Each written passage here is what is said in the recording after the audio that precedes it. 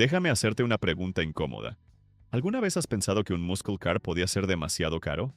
No hoy, no en subastas, no después de convertirse en leyenda. Hablo de cuando eran nuevos, cuando estaban en el concesionario, cuando la gente los veía y decidía no comprarlos. En los años 60, el muscle car nació como una idea simple: potencia accesible, rendimiento brutal y precios razonables. Pero algunos fabricantes cruzaron una línea peligrosa. Subieron el precio. Apostaron por motores extremos, homologaciones absurdas y decisiones que el público simplemente no entendió. El resultado fue una paradoja fascinante. Coches increíbles, diseños radicales, tecnología adelantada a su tiempo. Y aún así, eran tan caros que nadie los quería. En este video vamos a recorrer muscle cars de los años 60 que ya eran caros en su época. 1969. Pontiac Firebird Trans Am. Cuando Pontiac lanzó el Trans Am en 1969, la propuesta era ambiciosa. No querían simplemente otro muscle car ruidoso y exagerado. Querían un coche más serio, más enfocado en comportamiento, imagen deportiva y equilibrio general. El problema fue que esa ambición vino acompañada de un precio que rompía con lo que el público esperaba de la marca. En su año de lanzamiento, el Trans Am costaba alrededor de $4,500. Ajustado por inflación, eso equivale hoy a unos $37,000 a $40,000. Para finales de los años 60, era una cifra elevada para un muscle compacto de Pontiac. Por ese dinero, muchos compradores podían acceder a coches más grandes, con motores más llamativos o con una imagen mucho más agresiva. Y aunque el Trans Am no jugaba la carta del exceso visual, bajo el capó no era un coche débil. Dependiendo de la configuración, montaba V8 de hasta 335 caballos de fuerza, cifras respetables para la época. No estaba pensado para dominar el cuarto de milla, sino para ofrecer un conjunto más equilibrado, con mejor chasis, mejor comportamiento en curva y una sensación de coche más serio al volante. Ese enfoque técnico fue, paradójicamente, parte del problema. El público de 1969 todavía asociaba el muscle car con ruido, dramatismo y espectáculo. El Trans Am pedía algo distinto: comprensión. Y eso, sumado a su precio elevado, lo dejó en una posición incómoda dentro del mercado. El resultado fue claro: vendió poco. No porque fuera malo, sino porque costaba más de lo que la gente estaba dispuesta a pagar por un Pontiac, y porque ofrecía una experiencia más sofisticada de lo que muchos buscaban en ese momento. Hoy, la historia se invirtió por completo. En el mercado actual, un Firebird Trans Am de 1969 bien conservado suele valer entre $120,000 y $180,000, dependiendo de originalidad y estado. Un coche que nació caro y mal entendido terminó convertido en un objeto de deseo. 1969. Ford Mustang Boss 429. Cuando Ford lanzó el Boss 429, no lo hizo pensando en el comprador común. Este coche no nació para venderse bien, ni siquiera para gustar. Nació para cumplir una sola misión: homologar un motor gigantesco para NASCAR. Y esa decisión marcó todo lo que vino después. En su año de lanzamiento, el Boss 429 tenía un precio de entre $4,800 y $5,000, una cifra altísima para un Mustang. Ajustado por inflación, eso equivale hoy a aproximadamente $39,000 a $42,000.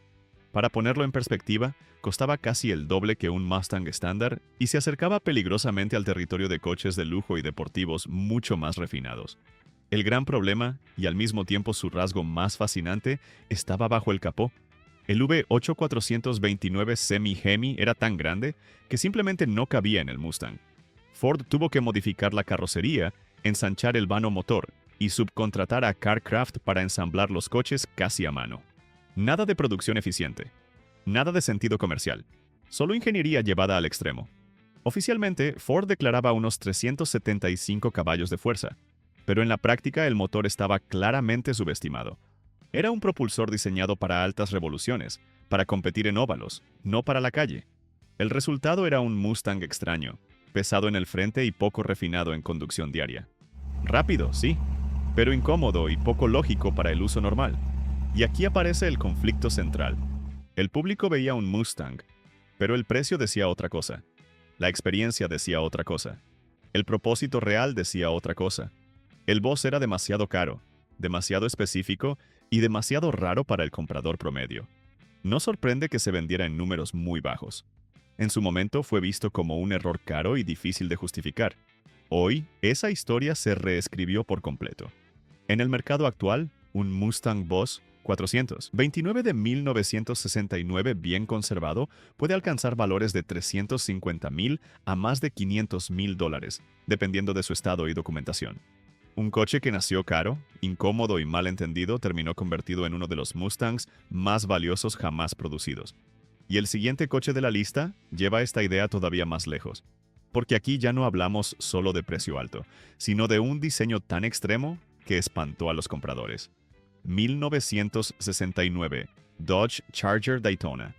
Este es uno de esos coches que no necesita contexto visual. Basta una silueta para entender que algo aquí se salió completamente de control. El enorme morro aerodinámico, el alerón trasero descomunal y unas proporciones que parecían más propias de una pista de NASCAR que de una calle suburbana. Y ese era exactamente el problema. En 1969, el Daytona tenía un precio cercano a los $4,800, lo que hoy equivaldría a unos $40,000 ajustados por inflación. Para un Dodge, y para un coche con una apariencia tan extrema, era una cifra difícil de justificar. Por ese dinero, el comprador podía elegir muscle cars más normales, más cómodos y sobre todo, menos llamativos. Bajo el capó, el Daytona no se andaba con medias tintas. Podía montar motores V8 de más de 425 caballos en versiones Hemi, cifras absolutamente serias incluso frente a los mejores muscle cars del momento. En línea recta era brutal, y en alta velocidad era directamente dominante. De hecho, fue el primer coche de producción en superar los 320 km por hora, algo que ningún comprador común realmente necesitaba, ni podía aprovechar. Ahí nace la contradicción central del Daytona. Era caro, era extremo, y estaba diseñado para un tipo de conducción que no existía en la vida real del comprador promedio. El público no sabía qué hacer con él. Muchos concesionarios tuvieron unidades meses sin vender, y algunos Daytona terminaron siendo descontados o convertidos en modelos más convencionales para poder salir del stock. No porque fueran lentos ni malos, sino porque eran demasiado coche para la calle, y demasiado caros para arriesgarse. Hoy la ironía es total. En el mercado actual, un Charger Daytona auténtico puede valer entre $400,000 y más de $700,000, dependiendo de la configuración y autenticidad. Un coche que nadie quiso pagar en su momento se convirtió en uno de los muscle cars más valiosos jamás producidos. Y aquí quiero saber tu opinión, porque este es un punto clave del video. Si estuvieras en 1969, ¿habrías pagado ese precio por un coche tan radical como el Daytona, sabiendo que no era práctico ni discreto? ¿O habrías elegido algo más normal por el mismo dinero? Déjalo en los comentarios. 1969. Pontiac GTO Judge Ram Air 4. El Judge nació como una respuesta emocional. Pontiac quería recuperar atención, ruido y protagonismo en un mercado saturado de muscle cars extremos. Colores llamativos, gráficos agresivos y una imagen mucho más juvenil. Pero cuando entramos en el territorio Ram Air 4, la historia cambia por completo.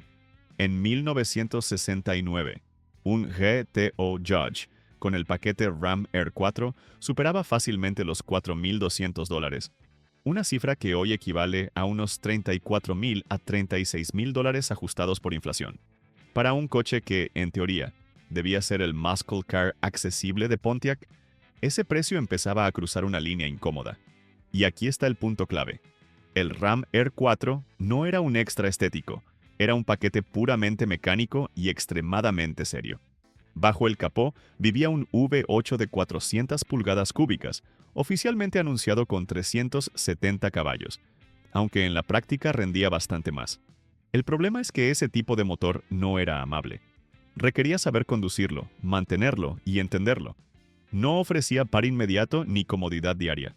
Y eso hacía que muchos compradores se preguntaran algo muy simple. ¿Por qué pagar tanto por un GTO que ya no era fácil de vivir? Además, el Ram Air 4 fue extremadamente limitado. Se produjeron muy pocas unidades, no por estrategia de exclusividad, sino porque casi nadie lo pedía. El público quería el nombre GTO, la imagen Judge, pero no el precio ni las exigencias mecánicas del RA4. En su momento, fue visto como una versión exagerada, cara y poco lógica. Hoy, Ese mismo enfoque lo transformó en una joya absoluta. En el mercado actual, un GTO Dodge Ram Air 4 auténtico puede superar fácilmente los $300,000 a $450,000, dependiendo de su estado y documentación. Es uno de esos casos en los que el coche no fracasó por falta de carácter, sino porque llegó a un punto donde incluso una leyenda como el GTO dejó de ser accesible para su propio público. 1969. Mercury Cyclone Spoiler. El Cyclone es uno de esos coches que parecen haber sido creados para el lugar equivocado. No era discreto, no era cómodo y definitivamente no era fácil de entender para el comprador promedio. Mercury tomó el Cyclone y lo transformó en una máquina pensada casi exclusivamente para homologación en NASCAR, sin preocuparse demasiado por si eso tenía sentido en la calle. En 1969, su precio rondaba los $4,800, una cifra que hoy equivaldría a unos $40,000 ajustados por inflación. Para un Mercury, una marca que nunca fue sinónimo de muscle car popular, era un precio difícil de justificar. Costaba lo mismo que algunos de los muscle más extremos del mercado, pero sin la fama ni el carisma de sus rivales directos. Bajo el capó, el Cyclone Spoiler podía montar motores V8 de gran bloque, incluyendo el 428 Cobra Jet, con potencias reales que superaban ampliamente los 400 caballos. Era un coche rápido de verdad, especialmente a alta velocidad, donde su aerodinámica específica marcaba la diferencia. No estaba pensado para arrancadas de semáforo, sino para mantenerse estable y veloz durante largos periodos, algo muy poco común en un muscle car de calle. Y aquí aparece su gran problema. El diseño era raro, el enfoque era demasiado técnico, y el mensaje al público era confuso. El comprador típico no entendía por qué debía pagar tanto por un coche que parecía incómodo, específico y visualmente extraño. El resultado fue predecible. Ventas bajísimas y una percepción de coche equivocado para el público equivocado. No era malo, era simplemente demasiado especializado. Hoy esa historia juega a su favor. En el mercado actual, un Mercury Cyclone Spoiler auténtico puede alcanzar valores de $250,000 a $400,000, dependiendo de su configuración y documentación. Un coche que fue ignorado por ser caro y extraño terminó convertido en una rareza extremadamente deseada. Y lo que viene ahora cambia el tono otra vez, porque el siguiente coche demuestra cómo un Mustang dejó de ser un coche popular para convertirse en un artículo de lujo. 1967. Shelby GT 500. Este es uno de esos coches que hoy parecen incuestionables. Potente, deseado, legendario. Pero en 1967 la historia era muy distinta. Para mucha gente, el GT 500 no era un sueño. Era un exceso difícil de justificar. En su lanzamiento, el GT 500 costaba entre $4,200 y $4,500, lo que hoy equivale aproximadamente a $35,000 a $38,000 ajustados por inflación. Eso lo colocaba muy por encima de un Mustang común y peligrosamente cerca de coches mucho más grandes, cómodos y lujosos. Para el comprador promedio, la pregunta era inevitable. ¿Por qué pagar tanto por un Mustang? La respuesta estaba bajo el capó. El GT 500 montaba un UE8 428 Police Interceptor, con cifras reales cercanas o superiores a los 400 caballos de fuerza.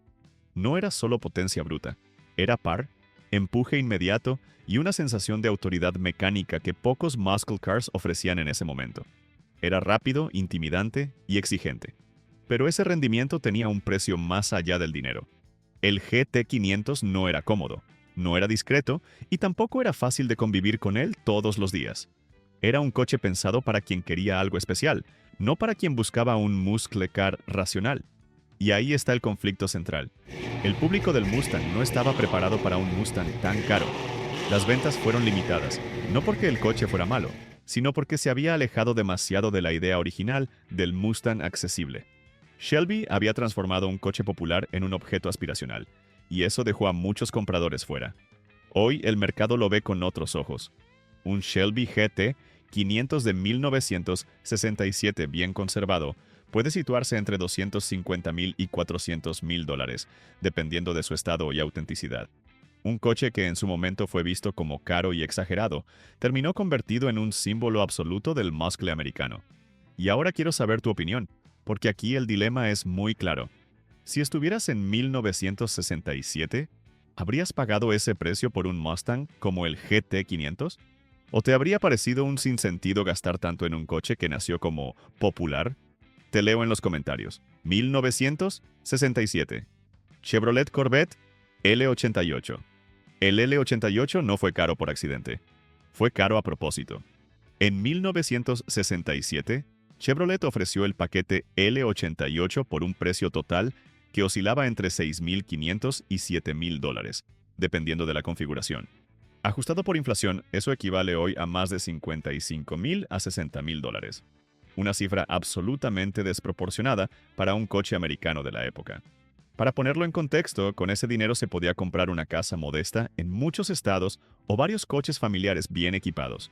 Pero lo más interesante es que Chevrolet no quería venderlo al público común. El L88 era, en esencia, un Corvette de competición disfrazado de coche de calle. Montaba un V8427 de aluminio, extremadamente agresivo, oficialmente declarado con 430 caballos de fuerza, una cifra deliberadamente baja. En la práctica, el motor superaba con facilidad los 500 caballos reales, pero Chevrolet no quería atraer compradores inexpertos. Y para reforzar ese mensaje, el coche venía cargado de incomodidades. Nada de aire acondicionado, nada de radio, nada de suavidad, compresión altísima y mantenimiento exigente. Era ruidoso, caliente, difícil de conducir en ciudad y absolutamente brutal cuando se le exigía. Todo en el L88 gritaba una sola cosa: esto no es para ti. El precio elevado, combinado con esa experiencia extrema, hizo que muy pocos se vendieran, alrededor de 216 unidades entre 1967 y 1969 en total. En su momento, fue visto como una rareza absurda dentro del catálogo Chevrolet. Hoy, esa rareza es exactamente lo que lo define. En el mercado actual, un Corvette L88 auténtico puede superar fácilmente los 2 a 3 millones de dólares, colocándose entre los muscle cars más valiosos jamás producidos. 1969 Chevrolet Camaro ZL1. Este es uno de los mayores absurdos comerciales de la era muscle. No porque fuera lento, no porque fuera feo, sino porque nadie esperaba que un Camaro costara tanto dinero. En su año de lanzamiento, el ZL1 tenía un precio aproximado de $7,200, una cifra escandalosa para 1969. Ajustado por inflación, eso equivale hoy a más de $55,000. Para ponerlo en perspectiva, con ese dinero podías comprar un Cadillac bien equipado, una casa modesta en algunos estados, o varios coches familiares nuevos. Y aquí está el conflicto central. Era un Camaro, un coche nacido como alternativa accesible, no como objeto elitista. Pero Chevrolet decidió romper todas las reglas bajo el capó. El ZL1 montaba un V8427 de aluminio, un motor de competición pura, derivado directamente de programas de carreras. Oficialmente, la marca declaraba cifras conservadoras, pero en la práctica el motor entregaba potencias reales muy por encima de los 500 caballos. Era brutal, exigente y completamente desproporcionado para la calle. No era un coche cómodo, no era dócil, no era lógico para el uso diario. Era ruidoso, caliente, difícil de mantener y pensado para quien realmente supiera lo que estaba comprando. Exactamente el tipo de coche que la mayoría de los compradores de Camaro no buscaba. Y eso se refleja en un dato que lo explica todo. En 1969, Chevrolet fabricó apenas 69 unidades del Camaro ZL1. 69. No por exclusividad planeada, sino porque casi nadie estuvo dispuesto a pagar ese precio por un Camaro tan extremo. En su momento, el ZL1 fue visto como un error caro, una extravagancia sin sentido comercial. Un coche increíble, colocado en el segmento equivocado. Hoy, esa historia se dio la vuelta por completo. En el mercado actual, un Camaro ZL1 auténtico puede superar fácilmente el $1,000,000, precisamente por esa combinación de precio absurdo, propósito extremo y producción ridículamente baja.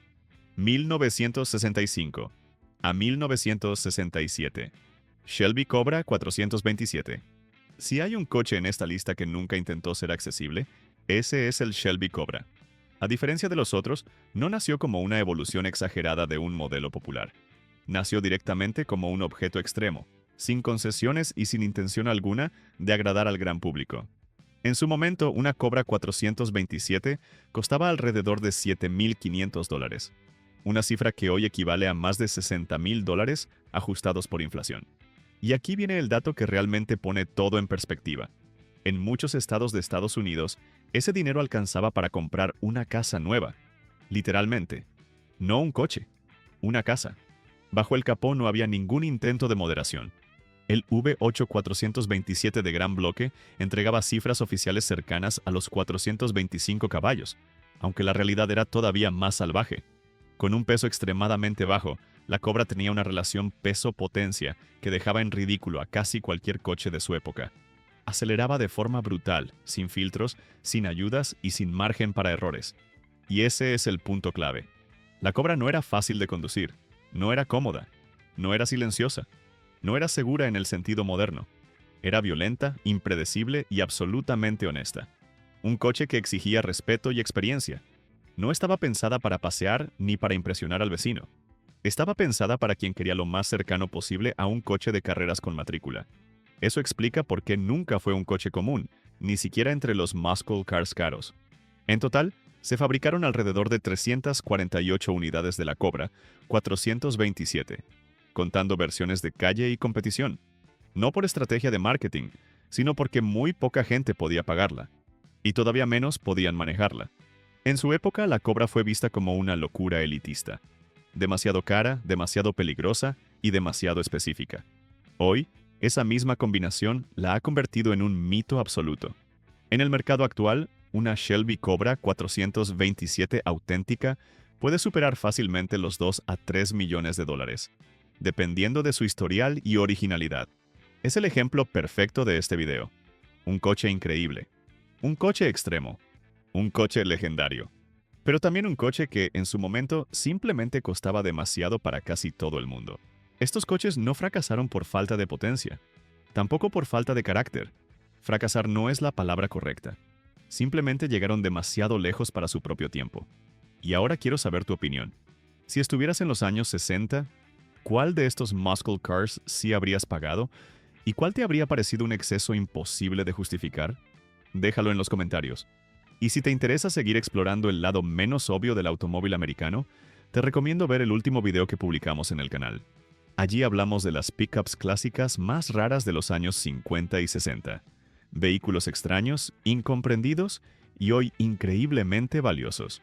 Haz clic en el video que aparece en pantalla y continúa con nosotros este viaje por las historias que casi nadie cuenta del automóvil americano. Nos vemos en el próximo recorrido sobre ruedas.